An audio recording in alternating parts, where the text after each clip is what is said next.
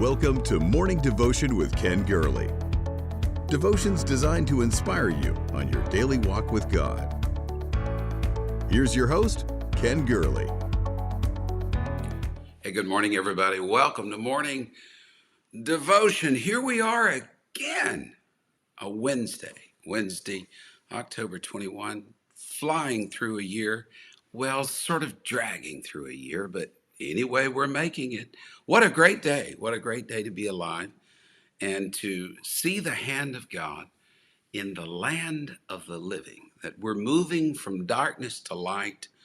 Latter rain greater than former rain, latter house greater than former house.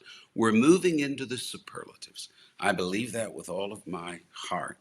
I thank you for being a part of this. Jerry, Rebecca. Jerry, you're the first one I saw this morning online. Carol, so happy you're here. Robin, Darlene, thank you for making this a part. I don't want to say morning ritual. I don't like the sound of ritual. That sounds, I don't know. It just doesn't sound good. But making this part of your morning devotion and however you choose to honor God at the opening of the day. So I hope you're thoroughly caffeinated and ready to go. That your brains are hitting on all cylinders and you're part of this. So like the page, follow the page, share the page, and you do that well. Thank you for being a part of this ever-growing devotion family. I think it's an important part of each of our day. I know it is mine. Thank you for making this happen. The last generation, countdown to the end. What a week. What a week we're involved in.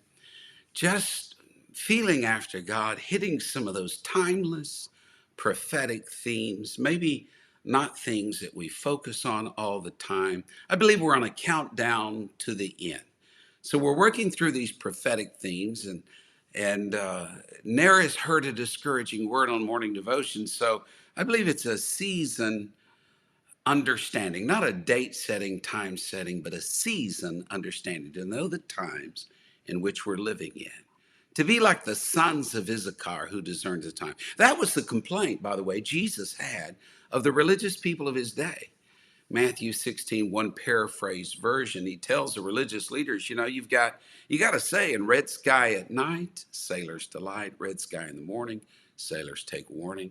Jesus said, you can tell the weather, but you can't discern the times. Don't let it be said of this generation. That was at his first advent, his first coming. Don't let it be said of our generation at the second coming that we don't grasp we're on a countdown to the end. I don't want to miss the season that we are in. Jesus had been speaking to those who should have known better. Christ's birth was recorded in Scripture. Religious people told Herod where he was to be born, in Bethlehem. But now Jesus is alive. That same Jesus was alive in their midst, and he came into his own received him not. I'm drawn today in this countdown to the end to a sign of the last day, a sign that is largely ignored. It's pulled out occasionally, cited, then discarded. It's at the close of the Lord's ministry when he's seated on the Mount of Olives, what we call the Olivet Discourse. He said so many things, but I want you to listen to a couple of the passages. There are three parallel passages, Matthew, Mark, and Luke, for the Olivet Discourse. So the first one I borrow is from Luke. It's a word to unbelieving religious people, to Israel. Luke 21:24. They will fall by the edge of the sword, be led captive to all nations, and Jerusalem will be trampled by Gentiles until the time of the Gentiles are fulfilled. Church was born at around 30 AD. 40 years later, Jerusalem trampled by Rome. The diaspora, the dispersion, driven away captive into all lands. It took place in just what Jesus said, that the times of the Gentiles were coming. Notice that phrase, until that time. The times of the Gentiles are fulfilled. We are living in this time. We are living at the close of the end of the times of the Gentiles. What is called the grace age, the church dispensation, the space called grace, where God has turned to a people that's not his own to make up his bride, I'm so thankful for that. Are you thankful for that? Give a thumbs up. Christy and Hope, and Kimmy and Lillian, are we thankful that we're part of the bride that he turned to us? But I can sense, as you can as well, the pivot has already turned back to Israel. The rebirth, the resurgence of Israel has begun. The times of the Gentiles, it's drawing to a close. How do we know that? Because we're seeing the rebirth of Israel. This is important to grasp when the last generation is. It's in the latter part of Deuteronomy, Moses pronounces blessings and cursings upon Israel. If you obey God, you're blessed. If you disobey God, you're cursed. And in spite of God's favor, Israel would fail God again and again. And Moses promised, this is what's going to happen if you turn your back on God, Israel. There's 4 things that are going to happen. First, you will be dispersed, Deuteronomy 28, Leviticus 26. Warned by God, Israel, if you forsake me, I'm going to scatter you on the face of the earth. We saw that. The dispersion took place primarily in the years following AD 7, scattered across the face of the earth. The second promise, Jews, you're going to be persecuted, Deuteronomy 28:65. God warned wayward Israel of the persecution wherever they went. Moses again said the Jews would find no resting place in the nation. God would give them a trembling heart and failing eyes and a despairing soul. And the extreme anti-Semitism of the Roman Empire, the Crusades, the Holocaust, under Hitler, Stalin, the grisly fulfillment of that prophecy. Then third, here's the third promise. If you reject me, Israel, the land is going to be desolate. The land would turn into a waste, and the cities would be destroyed, and the fields unproductive, and desolation would take place. Moses saw all these things if Israel was rebellious. But there Moses' vision begins to run out. He does not see that in spite of the dispersion, the persecution, the desolation, that God determined, Israel, you're coming back. And that is the fourth promise, that Israel would remain in spite of it all. God promises in Isaiah 66, Israel, I will preserve you. You will come back as my people. Why? Because God's people are engraved in the palms of his hand. And during the past 2,000 years, we've seen these prophecies fulfilled. All 4 of these prophecies have taken place, and the impossible has happened. At no other time in history has a people so torn, so wounded, so scattered ever come back to reclaim their nation as Israel did. Why? Because God said it was going to happen, and it will be a mark that the times of the Gentiles are being fulfilled and that the last generation is happening. Does that give you hope? It does me. That a nation could be reborn. Israel started coming home. That's the promise in the late 19th century. The Jewish population in Palestine began to grow, but Palestine was under the control of a nation that despised the Jews. World War I would change that. Palestine came under the protectorate of the British Empire, promptly passed the Balfour Declaration in 1917, allowing Jews to immigrate back home. By the end of the Second World War, 600,000 Jews had come to live in that land. And then in 1948, you know the story. It's Ezekiel's prophecy of the valley of dry bones. Can these bones live? Israel became a nation once again. That the wind of God, that prophecy of God, spoken of by a major prophet of old, that it was going to happen. God said it will happen. The times of the Gentiles are going to be fulfilled. And on May 14, 1948, the nation of Israel, a nation dispersed, desolate, persecuted, was reborn. It reminds me of Nicodemus' question to Jesus, how can a full-grown man be born again? Only God can accomplish this. Only God could do this with the nation of Israel. For hundreds of years, the idea of a reborn Israel had been mocked at, scoffed at, but God said it's going to happen, and it did happen. And the desert is blooming again like a rose, and the land is reclaimed. I've read description. I've seen some very old photos of what Palestine looked like at the beginning of the 20th century.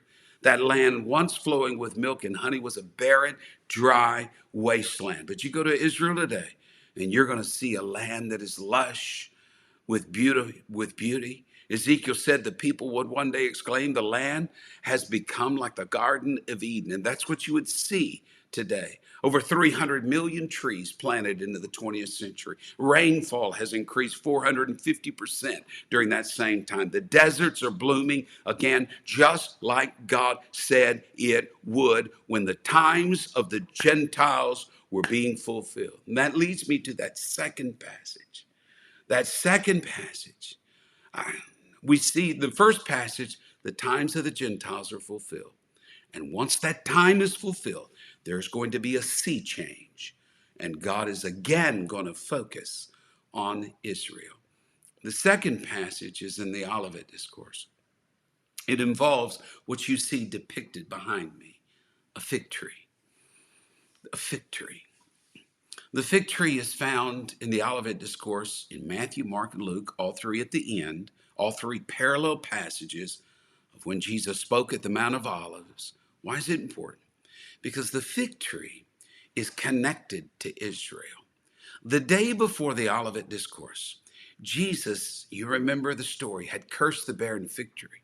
It was a foreshadowing of what would happen if Israel turned her back on the Messiah. It was so revealing and telling. And so the next day, when the disciples asked Jesus about the end of time, and when Israel would come into her own, Jesus reminded his disciples of that fig tree. And in Matthew 24:32, let me just read 2 or 3 verses of scripture in your ear. And it says, now learn this parable from the fig tree. When its branch has already become tender and puts forth leaves, you know the season, you know the times, you know that summer is near. So you also, when you see all these things, know that know that it is near, even at the doors. So surely I say to you, this generation will by no means pass away until all these things take place. Heaven and earth will pass away, but my words will by no means pass away. And that's the close of the Olivet Discourse with the fig tree, a mention of a fig tree and the last generation. When the fig tree bloomed again, Jesus said, you better know I'm standing at heaven's gates. I'm ready to come. This generation will not pass until these things take place. I want you to notice 2 things here. The blossoming fig tree equals the last generation. Both expressions are very biblical. The fig tree, it's one of the last trees in Israel to bud in the spring. And Jesus said, when you see that fig tree finally blossom, you know the season is changing. The summer is near. And the flourishing of the fig tree is a sign that the end has come. The edible fig in Israel produces 3 crops per year. A first fruit in the spring, main crop in the summer and fall. And it's interesting to know that the Bible refers to these 3 crops of figs. The early is found in Isaiah 28, Jeremiah 24, Hosea 9. The main crop in the summer, Judges 9, Mark 11. The final crop in the fall, Jeremiah chapter 24 and 29. And more than that, those 3 crops are identified with the people of Israel. Jesus said, when you see that fig tree blossoming, understand this. The end is near. I love the way Matthew and Mark cite Jesus as saying, he says there, I am right at the door. The king is coming. When you see Israel blossoming again, when you see it happen, know that I'm at the door. So Beverly and Don and Mary, what a job we've got to do. What an opportunity. We have lived. Many of you were alive when Israel became a nation in 48. Many of you were alive in 67 and 73, the 6-Day War, the Yom Kippur War. You were alive during that time. You have seen the peace pact signed recently with Israel by moderate Muslim nations. You are seeing the end come to pass before your eyes. You're seeing Israel blossoming. And Jesus is saying, when you see this happen, I am coming. I am standing at the door. And so this blossoming fig tree and the last generation are connected. Jesus said, this generation, when you see Israel once again coming into its own, know this generation shall not pass away until all these things be fulfilled. We're talking about the last generation. Folks, I believe that this is the last generation. This is the generation upon whom the ends of the world have come. Do you understand that phrase, the last generation? It's not new. It's found in the Bible. It's a Hebrew phrase. Hador Hakaron. It's a Hebrew phrase. It's translated the generation to come, the next generation, the last generation. Jesus has said all that was prophesied about Israel, when you come back into your own, the last generation. In fact, you can find the last generation in Genesis 29. There's about 6 prophecies of the last generation. In Genesis 29, it talks about what the land's going to look like in Israel when they get there. In Psalm 48, the second prophecy, it's going to talk about Israel rediscovering the beauty and the power of the land. And third, in Psalm 78:4, a new generation of Israelites learning Hebrew for the very first time. It happened after the Holocaust. And then Psalm 78:6, the fourth, this generation is going to arise and have to fight, that it was a nation that was born that immediately had to fight. And then fifth and sixth are 2 coming prophecies. There will be a great war in Israel. And 6, the Antichrist will appear, Psalm 102 and Psalm 109. The last generation, Jesus said, when you see Israel go through these things, understand that the last generation is coming. Tribulation soon begins. Antichrist soon appears. No wonder Israel is called God's timepiece. You could set the prophetic clock on Israel. The times of the Gentiles are drawing to a close.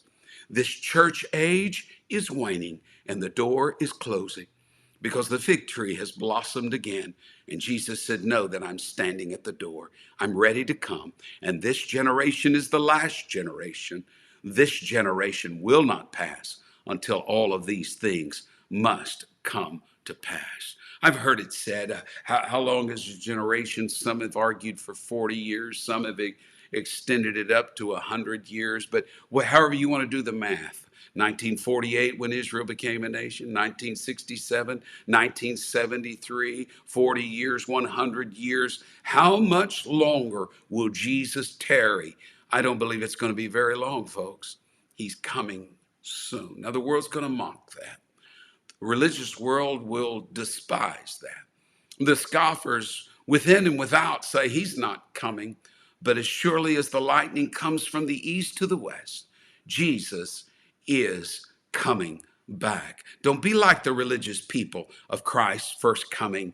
You can tell the weather, but you don't discern the times. We are watching the blossoming and the bearing fruit of the fig tree. When you see it, Jesus said, I'm at the door. I'm at the door. This is the last generation. I want you to think about this, church.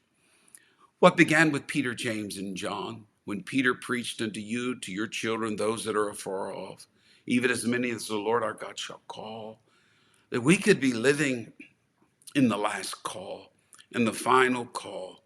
And the great return is about to take place, and we're living on borrowed time. When Jesus' disciples asked him, what's going to be the sign of your coming and of the end of the age? He gave several signs, but one of those chief signs was Israel. That Israel would be reborn and would begin to blossom. Oh my. And the last generation would be seen. And his coming is near. He is even at the door. It was a while back that I shared a dream on this devotion. I couldn't find the details.